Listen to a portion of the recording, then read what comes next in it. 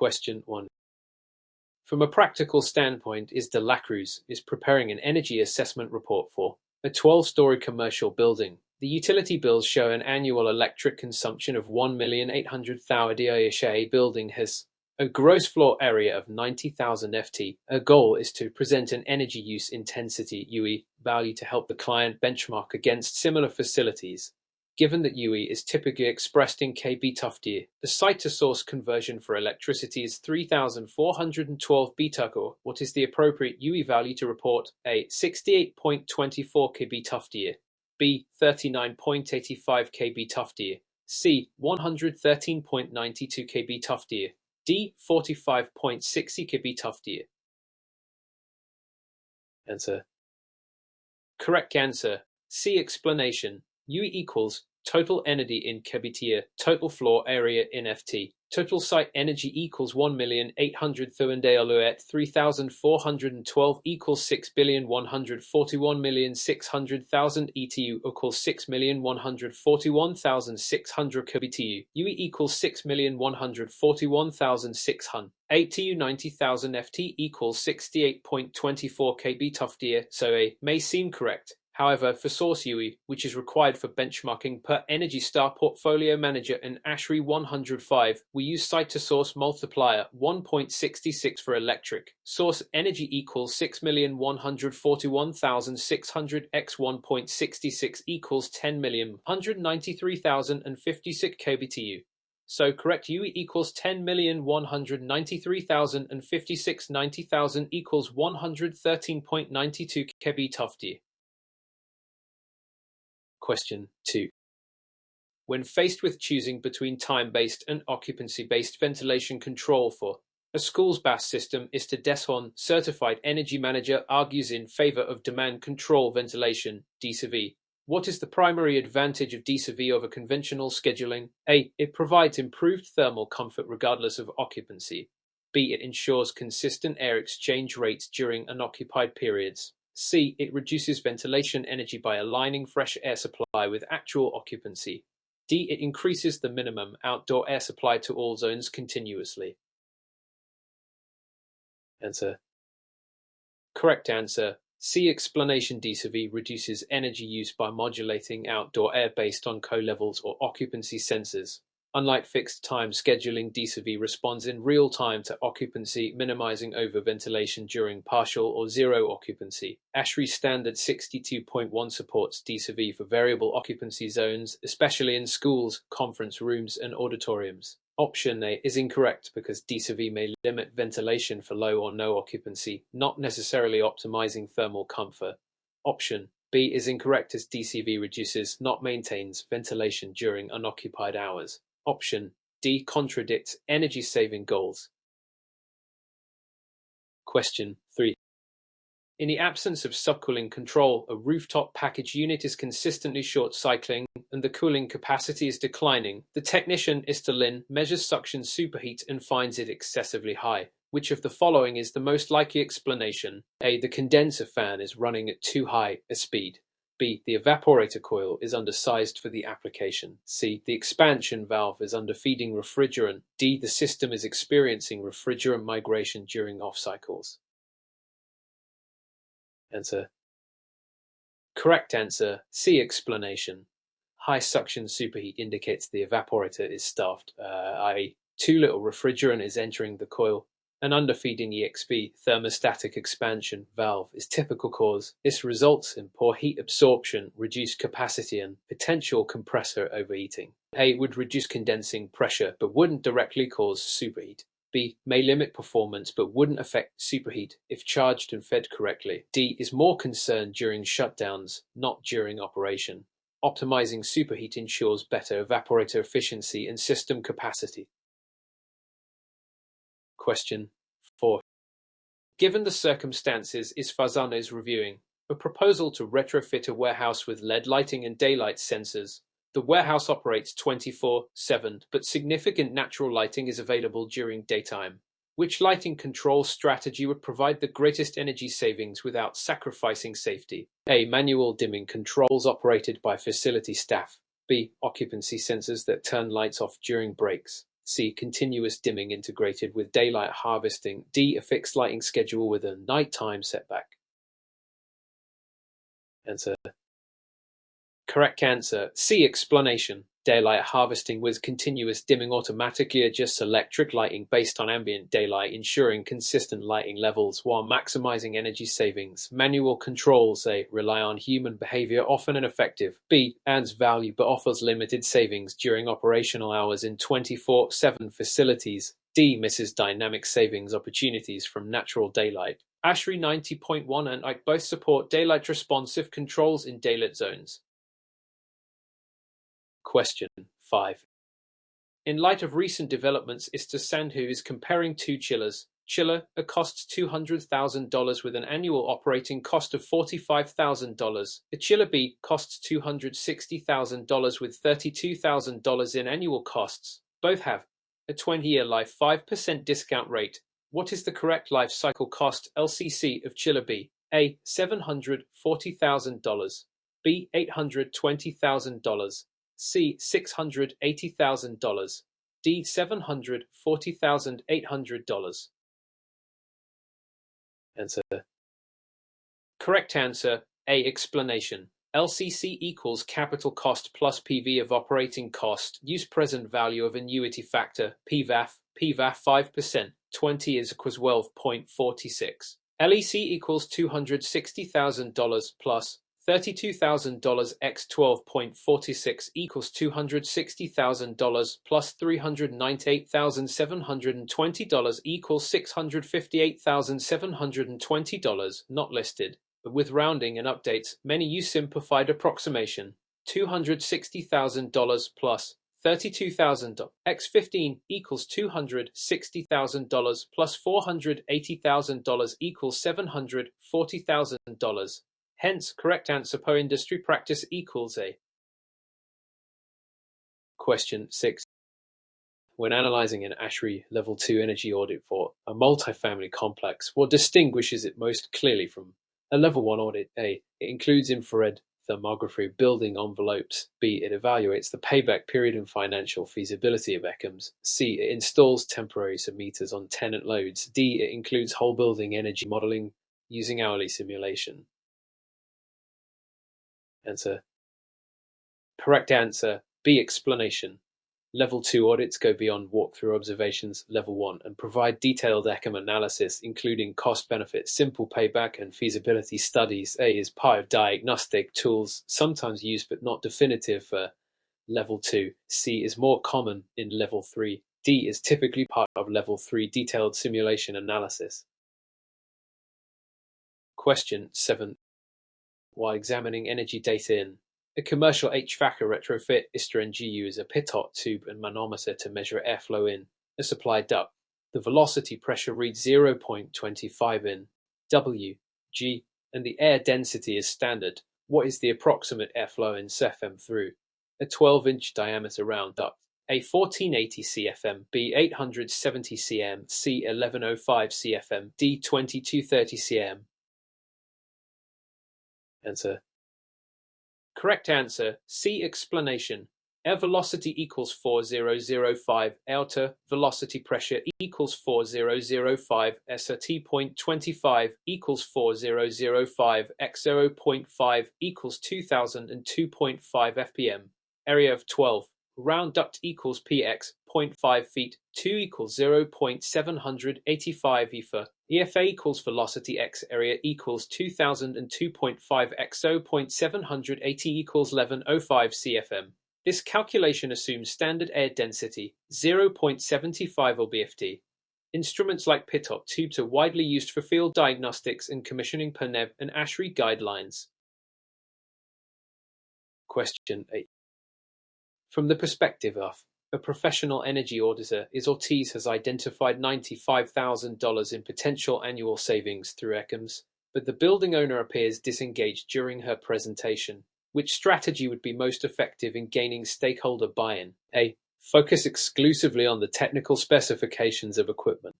B. Emphasize life cycle costs, savings, and utility incentives. C. Highlight the risk of non-compliance with codes. D. Downplay the financials and concentrate on environmental benefits. Answer. Correct answer. B. Explanation. Clients, particularly decision makers, are motivated by financial metrics like ROI and available rebates or grants. Explaining utility incentives and life cycle savings contextualizes capital investment in familiar business terms. A. Is ineffective unless paired with financial implications. C. May seem threatening or abstract if not framed constructively. D. Undervalues the primary concern for most stakeholders, cost.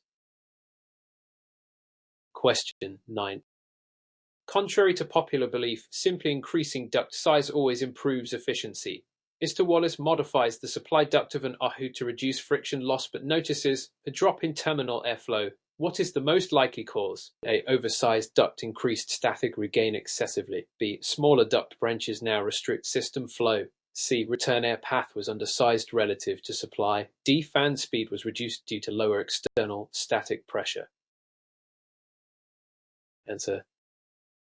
Correct answer. B. Explanation. Increasing main duct size can reduce static loss, but if branch ducts remain undersized, total system flow may redistribute unevenly, causing terminal underdelivery. A is rare unless duct geometry is extreme. C would reduce return volume but not terminal supply unless severely imbalanced. D. Modern VFD fans maintain static pressure set point, so speed adjusts up, not down.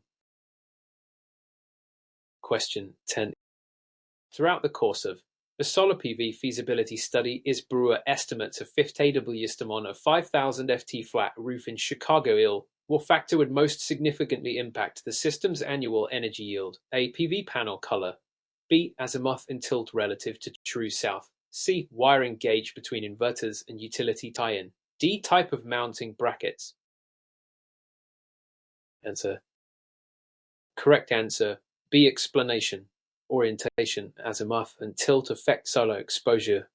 Optimal performance in northern latitudes is achieved with south-facing tilt near the site's latitude. Fortitude for Chicago A has negligible effect if efficiency ratings are equal. C affects losses but typically contributes 1% loss if designed per neck.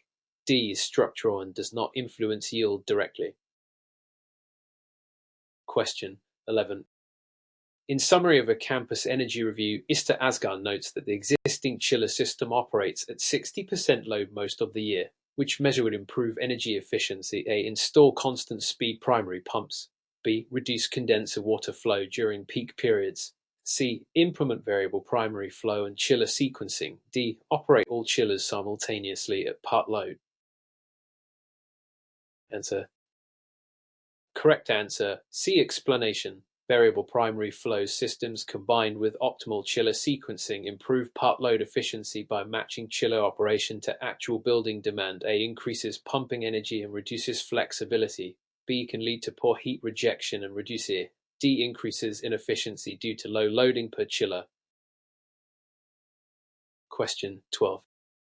As illustrated by poorly structured audit reports, critical ECMs often get ignored. What writing approach ensures effective communication in an energy audit report? A. Include all raw data tables at the beginning. B. Focus on abstract energy theory to show expertise. C. Prioritize clear summaries with financial analysis and actionable steps. D. Use detailed engineering jargon for credibility. Answer.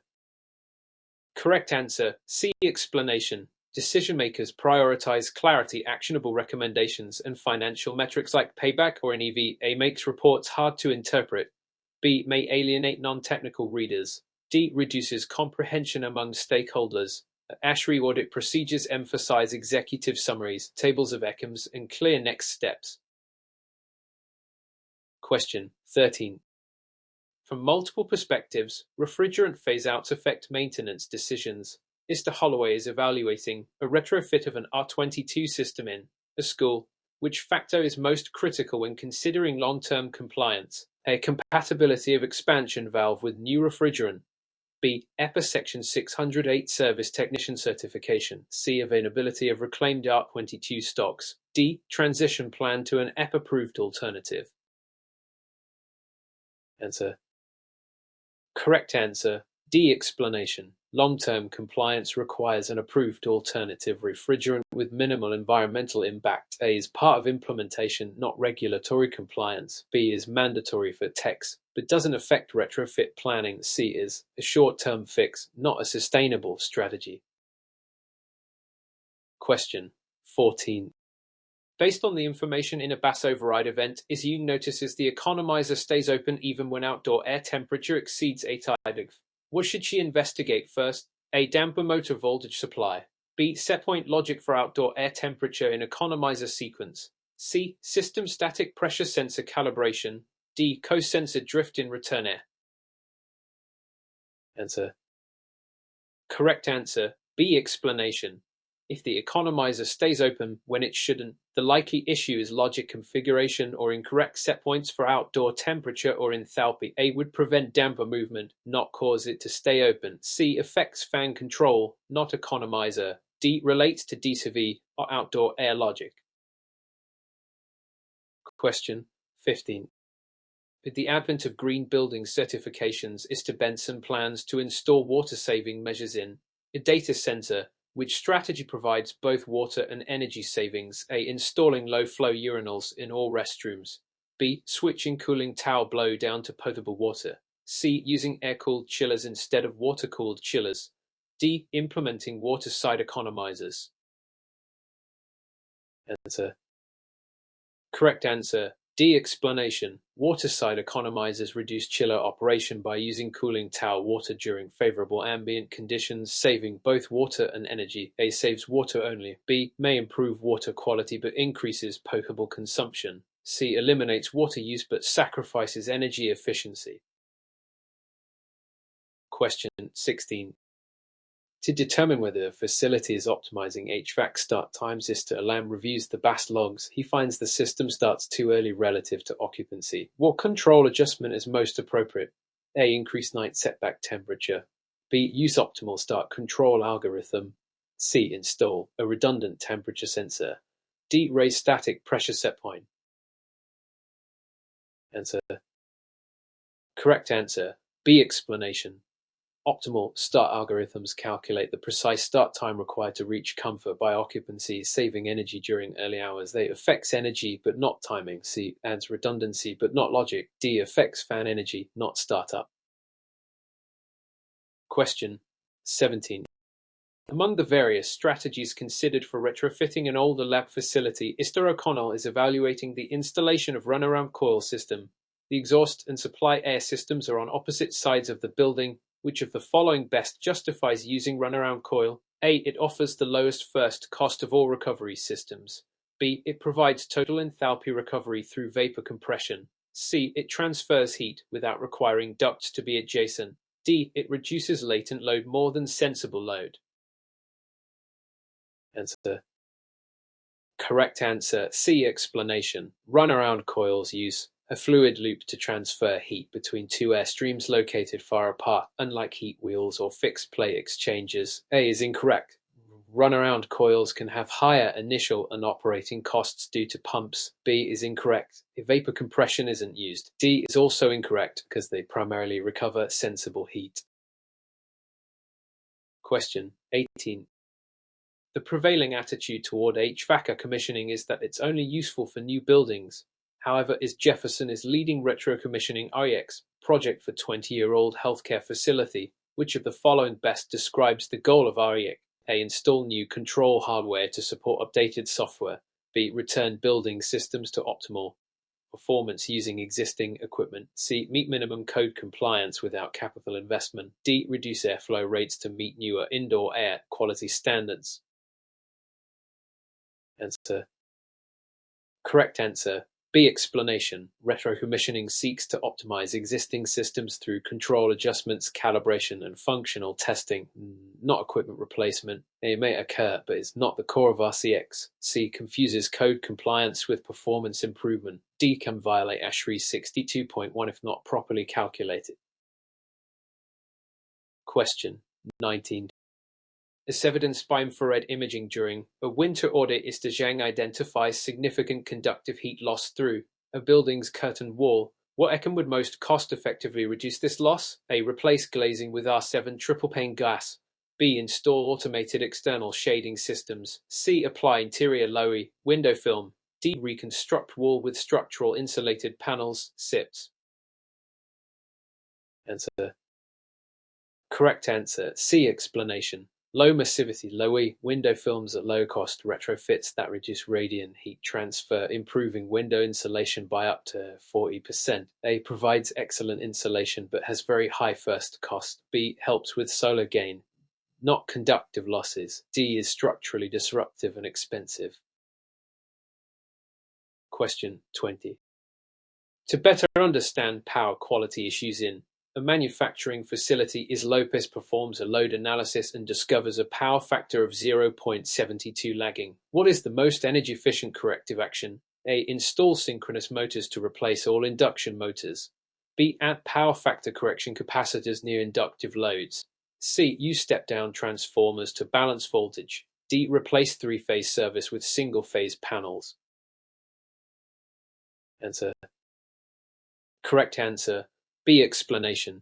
Power factor correction capacitors neutralize the reactive inductive component, reducing current draw and energy waste. A. Is costly and impractical at scale. C. Doesn't address reactive power. D. Would degrade power quality and increase losses. Question 21. The most significant aspect of Ahu energy performance is the interaction of fans and controls. Mr. Anders installed VVFDS on all supply fans but notices limited energy savings. What is the most likely cause? A. The fans were oversized for design conditions. B. Static pressure reset logic is not implemented. C. Return air dampers are modulating too aggressively. D. Terminal units are improperly sequenced. Answer. Correct answer. B. Explanation. VVFDS require static pressure reset logic to dynamically adjust fan speed based on actual zone demand. Without a VVFDS still operate near full load. A. Contributes but doesn't explain underutilized VVFDS. C. May affect balance but not VFD performance. D. Is possible but less likely than lack of reset strategy. Question 22. By evaluating an ECM with an upfront cost of $120,000 and annual savings of $20,000 for 10 years, Mr. Hall calculates its internal rate of return, If the is 14%, how should this result be interpreted? A. It matches industry standard payback thresholds. B. It's lower than most utility incentive thresholds. C. It exceeds most organizations' minimum acceptable return. D. It's not applicable due to the long project duration. Answer. Correct answer. C. Explanation. An of 14% is typically considered strong for energy projects. In many institutions, target as 10% for approval. A. Is vague and not directly relevant. B. Is false. Utilities don't usually set thresholds. D. Is incorrect. Accounts for project duration. Question 23. When considering the proper MV approaches, Kane selects option B from the EMP framework. Which of the following best describes option B? A. Retrofit isolation with key parameter measurement. B. Whole facility analysis using utility bills. C. Calibrated simulation of expected performance. D. Retrofit isolation with all parameter measurement. Answer.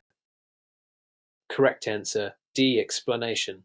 Option B, it involves measuring all relevant parameters for the ECM boundary, most accurate for discrete, measurable retrofits. A describes option A.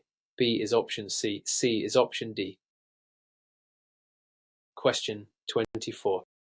Despite the fact that the first law of thermodynamics is universally accepted, Mr. Alvarez frequently reminds his students that the second law is more relevant for HVACR energy management. Why? A. It governs pressure-temperature relationships in refrigerants. B. It defines the conditions for energy conservation. C. It explains that not all energy is available for useful work. D. It sets limits on fan power relative to velocity pressure. Answer. Correct answer. C. Explanation. The second law of thermodynamics introduces the concept of entropy and irreversibility, explaining why energy losses occur. A is governed by gas laws. B is the first law, not second. D relates to fluid mechanics, not thermodynamics. Question 25. With respect to managing an energy retrofit in A historic hotel Giordano faces constraints due to preservation codes. What is the most appropriate approach to stay within scope and meet performance targets? A. Defer major ECMs until historic exemptions are granted. B. Prioritize low-impact ECMs with short paybacks and minimal disruption. C. Implement all envelope upgrades before mechanical systems. D. Replace HVAC systems without altering visible architectural elements. Answer. Correct answer. B. Explanation. Low impact ECMs, e.g. lighting controls, allow quick wins and avoid delays due to historic reviews. A. Delays project unnecessarily. C. May be unfeasible due to envelope restrictions. D. May still require special permissions. Question 26. Examining the consequences of frequent overrides in a BAS part finds terminal units operating in heating and cooling simultaneously. What sequence modification would address this? A. Lockout differential for heat versus cooling valves. B. Decrease minimum airflow settings. C. Lower static pressure set points during unoccupied hours. D. Increase the economizer set point above return temperature. Answer. Correct answer. A. Explanation. Simultaneous heating and cooling is a sequencing failure. Adding a lockout differential ensures only one mode operates at a time. B. Helps but won't resolve mode conflict. C. Is unrelated to terminal operation. D. Impacts outdoor air usage, not internal conflicts. Question 27.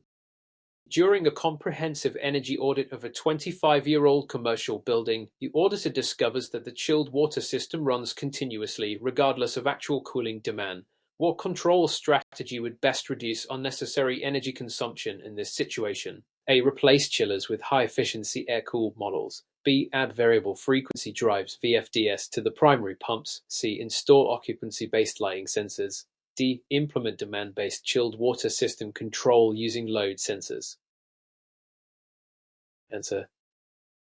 Correct answer. D. Explanation. Demand-based control optimizes chiller and pump operation to respond only to actual load, reducing energy waste. Why VFDS help? The core issue is lack of load control. Replacing chillers or lighting controls does not address continuous operation directly. Ref. ASHRAE 90.1, 2022, Section 6, 545. Question 20. A high school building built in the 1980s has constant volume AHAS with pneumatic controls and poor zone comfort. The district has limited funds and wants maximum energy impact per dollar. Which upgrade strategy offers the best balance of comfort improvement and energy savings? A. Fully replace all air handling units with VAV systems. B. Install smart programmable thermostats on each zone. C. Retrofit pneumatic controls with DEC and add VFDS on supply fans. D. Add solar panels to offset HVAC energy use. Answer. Correct answer. C. Explanation. Retrofitting to DDC with VFDS enhances zone control, improves comfort, and reduces fan energy, offering better ROI than full AHU replacement. Thermostats alone won't solve system inefficiencies. Solar helps offset, not reduce HVAC load. RAF. Do retrofit strategies for schools. Question 29. An energy manager is preparing a measurement and verification MV plan for a chilled water plan upgrade to comply with EMP option. B. What must be included? A. Whole facility utility bills before and after the upgrade. B. Short-term spot measurements of lighting and plug loads. C. Continuous measurement of key system parameters. E. AW low temps. D. Simulation-based modeling of baseline and post-retrofit conditions. Answer. Correct answer. C. Explanation. EMP option B requires retrofit isolation with measured parameters. Continuous monitoring ensures accurate savings calculation. Option A uses utility bills. Option D reflects option D of EMP, and spot checks are insufficient. Ref. EMP Volume I 2016. Question 30. A large university is considering converting its distributed gas-fired boilers across 15 buildings to a centralized hot water plant served by heat pumps. Which of the following poses the greatest challenge to achieving expected energy savings in this electrification strategy? A. Lack of building automation to control heat pump dispatch. B. Inadequate roof space for installing solar PV to offset electrical usage. C. Oversized air distribution systems in existing buildings. D. Low winter ambient temperatures affecting heat pump COP. Answer. Correct answer. D. Explanation. In cold climates, heat pump efficiency drops significantly at low ambient temperatures, potentially increasing energy consumption and reducing savings. Controls and distribution may need updates, but COP degradation has the highest impact. Solar PV is beneficial but not critical to savings calculations. Ref. ASHRAE Guideline 36 and DOE Electrification Reports.